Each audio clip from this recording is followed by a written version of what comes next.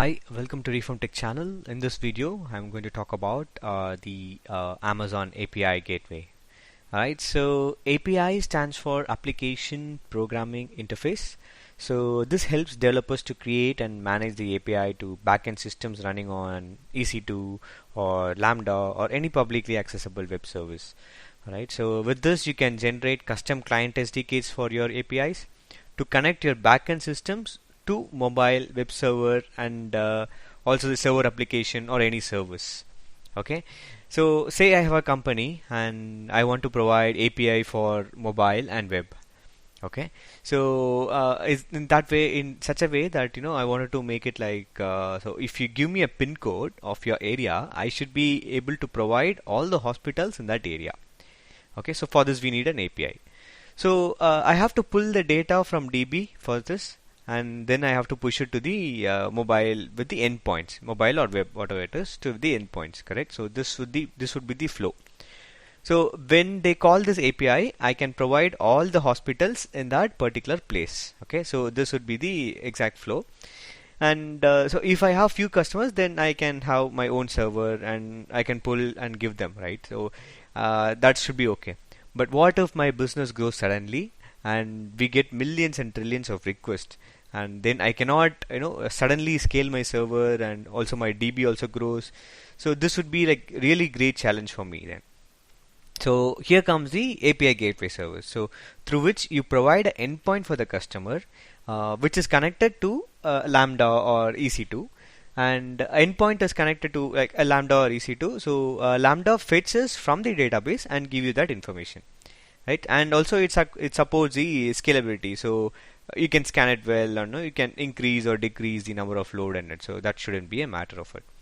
Alright, so basically we need to add a code to read the request from API and construct and then send it back to a HTTP response. Okay, I'm sure you'd have known what is API and a brief about it. Let me show you. Let me create an API gateway with a Lambda function, and I'll just show you how that works, and maybe with that it'll be more clear for you. Okay, for that first I'm going to create a Lambda function. So if you're not sure what is a Lambda and how that works, maybe refer to my previous video. Alright, so I'm going to click this Lambda now. Alright, so if you click on Lambda, now first I'm going to create a function. So I'll say the similar way with the similar way created last time. So I'll say author from scratch, and the name of the function I will say it as API Reform Tech API. Alright, so this would be the Lambda function, and I'm going to write a Python. So okay, so I would need a Python 3.8.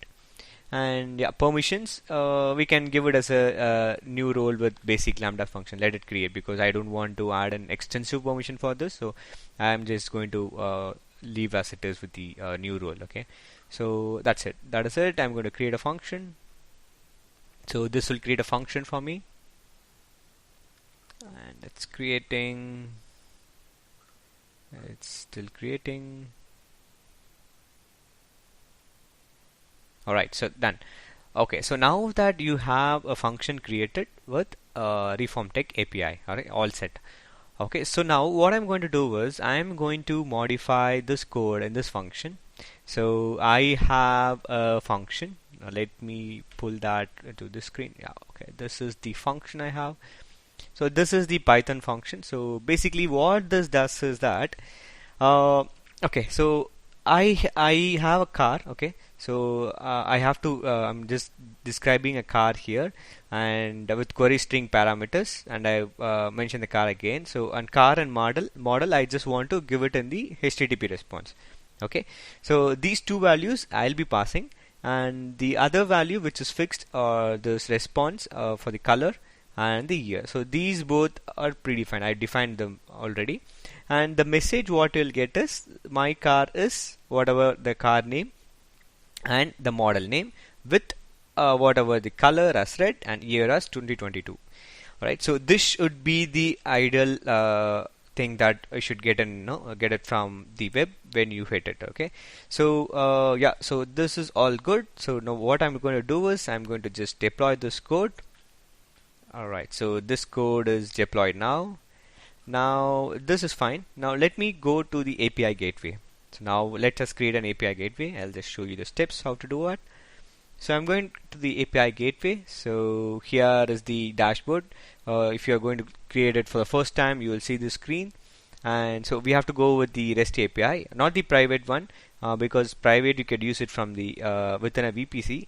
Okay, but I'm not going to private for now. Maybe if you want, you can use it according to your requirement. But I'm going to choose the REST API normal one with the public, and I'm going to build it. So I say build, and once you click on the build screen, you get a pop-up saying that welcome to API Gateway, all this. So I say okay, fine. Now this would be the main page. Now here it is the REST API, and I'm going to say new API, and I can name my API as okay, my API. Okay, I'll just give it as my API. And the regional, the endpoint, you could just leave it as regional. This is something related to the network, so I'll just leave it as regional for now. I'll say create API. Alright, so this created an API for me. Alright, so now what I'm going to do is I'm going to actions. I'll say create resource, and resource name you have to give. So resource name, I will give it as reform tech. Alright, so reform tech resource name is my resource name, and the resource path, it takes automatically whatever name you given here, it just takes in automatically. And I'll say create resource. So you would have if you have seen a reform tech here now, so this means that a resource got created. Now let's go to actions again, and I'll say create method. Now I'm going to create a get methods. Okay, I'm going to create a get method, and I'll just click on this. Alright, so now you get the setup here. So for which now, because now we are going to integrate our Lambda function, right? So we have a Lambda function already, and that Lambda function you are going to integrate with this API, right? So I'll choose the integration type as Lambda function, and make sure that you check this Lambda proxy integration. Okay, if not, when you hit the URL, you will surely face some issues with it'll throw some errors. Okay, so to avoid those, just click on this Lambda proxy integration and the Lambda region. So I'm sure that we have launched our Lambda in AP South 1 and not Southeast 1. So I'll go choose the South 1, and the Lambda function name would be reform tech. Let me just check that. I'm going to duplicate this tab. I'm going to Lambda. Oh, okay. I think I've created in the Singapore region. Alright, okay. Okay, I've created this in the Singapore region. It is AP Southeast 1 and with the name Reform Tech API. Okay. I was wondering why I couldn't see any auto-populated field here. It is because I do not have this Lambda function in this particular region. Let me switch this region. Now if I go here and say it will auto-populate, right? So yeah, so just click on this and yeah, save. Now this is just an permission message that comes up. Okay, just say okay. Okay, done. So now I'm not having any client, so I'm going to use my web browser as a client for now.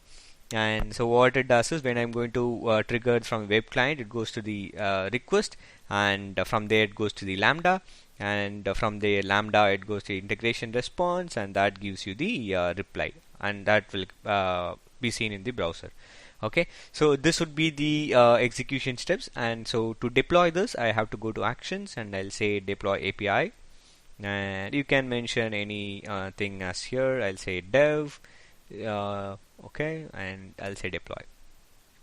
Okay, it's deployed now, and you get an URL here. Don't directly click on this URL. You have to go to the get response. So I'll because this one and the get will have different URL. At the end it should be different because it says /dev here. If I go to dev, it is like dev / the reform tech also. Okay, so I'm gonna copy this now, and I'm gonna paste it in my web browser. I'll just bring it here. I'm going to paste it in my web browser. And so we have given, if you remember in our Lambda script, we have given two variables, right? One is the car and the one is the model. So you have to declare both of them here now. So I will declare them like I'll say car is equal to I'll say Ford, okay, and I'll say and model is Mustang, okay. I'll say Mustang. Alright, this should be fine. Now if I hit on enter, see you get a message that my car is Ford Mustang, color is red, and year is 2022. Alright, so all set. So now this is how you can trigger a function. I mean the API. So the API goes to Lambda, and in the Lambda we have the script. It just puts in the whatever parameters we have given. It just puts in there, and it just comes back with this response, right? Alright, so yeah. If you want to add a space in between the Ford and Mustang, maybe you can just change script a little and then execute it. So maybe I'll give a space over here. Yeah, this should be fine. I'll deploy this, and now if I just refresh this, yeah, now you see a space, and that's good to read, right? Right, so you see that my car is Ford Mustang and color is red and year is 2022. Alright, so this is how you have to go and invoke the API gateway. And yes, so this is about the API gateway. I hope this was clear. Yeah, and thank you for watching this video. We'll see you in the next video.